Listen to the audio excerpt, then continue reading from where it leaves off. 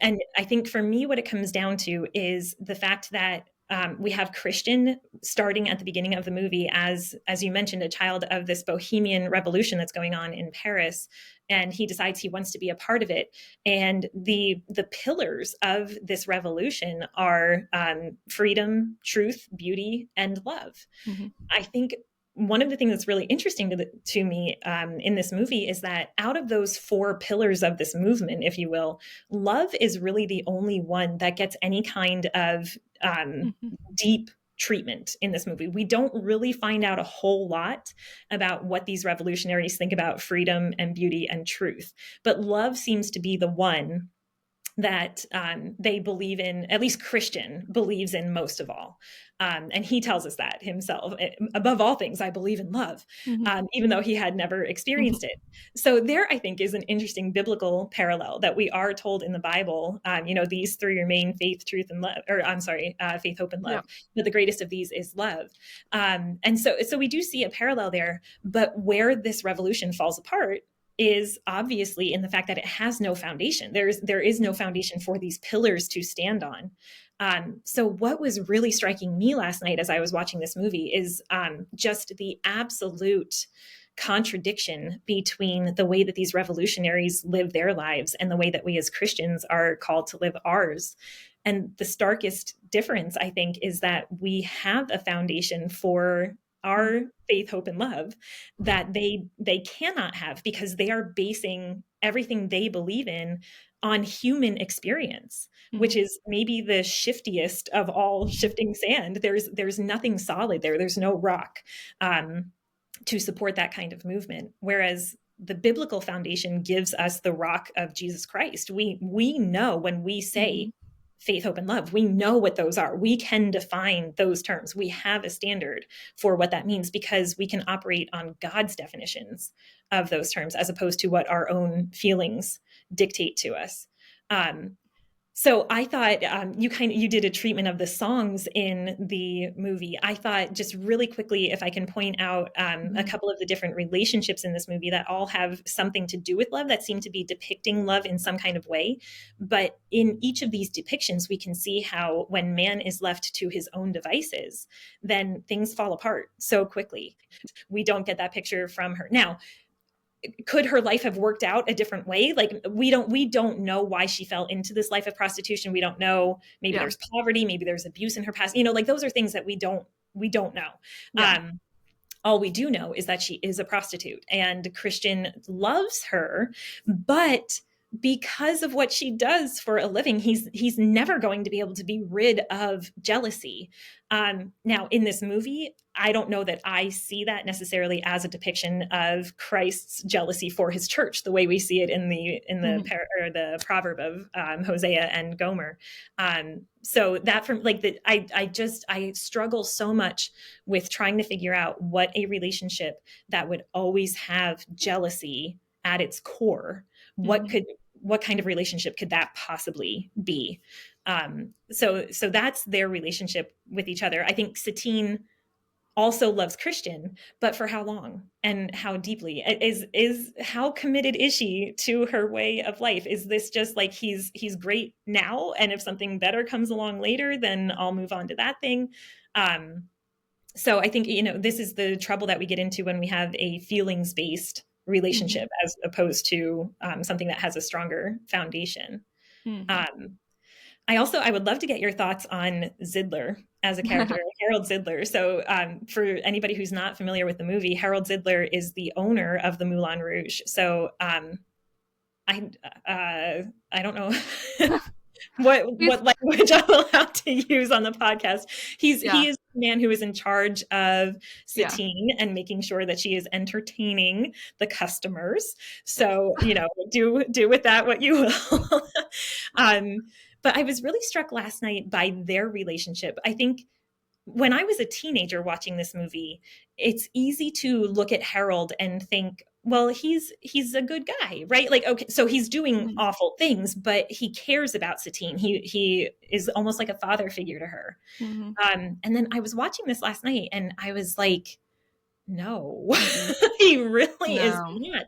I was watching him last night and just so struck by the fact that I feel almost like he is someone that Satine wishes were a father figure. I think she maybe views him Yeah. as a father figure, but he is prostituting her. He is the Hmm. one who uses her for his own gain, his Yeah. self-interest. The Moulin Rouge can make money if she sleeps with this duke. So go ahead, honey, and go sleep with that duke. Like what kind of father would ever treat his daughter that way? Yeah. So if that is supposed to be a depiction of love, that is not what love should look like either.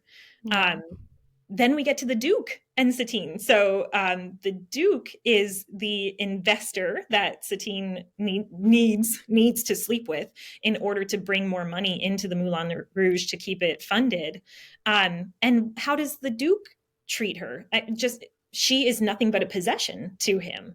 Um, he's obviously a very, very rich man who is accustomed to just getting his way all the time in everything.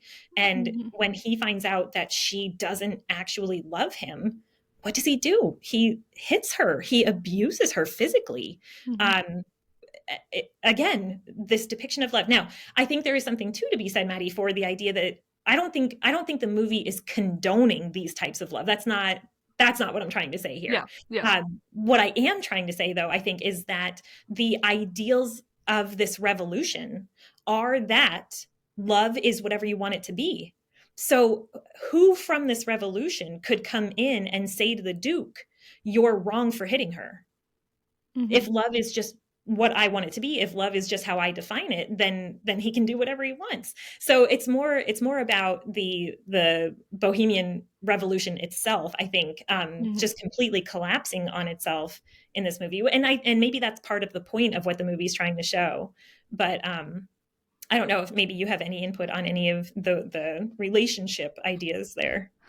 I think for me, it's like I'm always trying to understand it within the context of the film itself. But Mhm. then also, like you said, like, yeah, obviously from a Christian standpoint, like none of this is okay, again, unless directly ordained by God. When Right. I'm drawing the Gomer Hosea parallel, I'm not saying Mhm. that you should do that. That's Right. not prescriptive, that's descriptive. Right. Yeah. There's a difference. Yeah. Um, so, but then I also have to understand things within the context of the movie. And again, just remembering that this director is not a Christian. He is Mhm. secular, even if he's making some really great points. And I just feel like within the world of the film and the ideals that they have, that Christian does portray this higher love within the world of the film. Mhm. And again, like we don't really know that. And again, that's where, like you said, that's kind of where the film falls short in a sense. So within this world, I understand that there is a standard, but it's kind of fuzzy. I think the director does a good job of it's candy coated, Yes. but there's something disgusting underneath. So Mhm. it's making this look like it's fun. It's making it look like, it's just free love, it's all this. But then at the same time, it's showing you some really dire consequences of living that kind of lifestyle and being in that underworld. And they literally in the film several times they refer to themselves as things of the underworld. So it's like hell almost in a sense. Mhm. Like this is not I don't think that they're trying to portray it as a good thing, even though I think it would be easy for someone to walk away from this film thinking that it's not. But Mhm. then I don't think they're paying attention. I Mhm. think if you're paying attention, you know that Harold Ziegler is a bad guy. He's predatory. Mhm. Like he literally is letting her die. He's not telling her about her sickness. He's using Until her to well, fund his thing I'm sorry. He until doesn't. it benefits him. And I guess for me to close that all out, just you see Christian bookend the movie. He starts the movie as a penniless writer who comes to Paris with all this hope and looking for love. He ends the movie as a penniless writer alone, but for different reasons this time. But we don't even see his friends around him anymore at the end Yeah. of the. And maybe that's his choice. Maybe he pushed them away. But it's just such Hmm. an acutely heartbreaking Hmm. picture of the human experience to me when you have no hope, when there is nothing else you're placing your hope in. Christian got what he wanted love, Hmm. but then when that love went away, he's broken as a man. I think this movie is trying to depict this idea that when you do things this way, there is heartache that is going to be inherent in this kind of relationship. So we hope you enjoyed this snack-sized taste of popcorn theology. Check out the full episode using the link in the description. Subscribe on YouTube for more content. Follow and interact on social media to share with others. And remember, you are not a mindless consumer.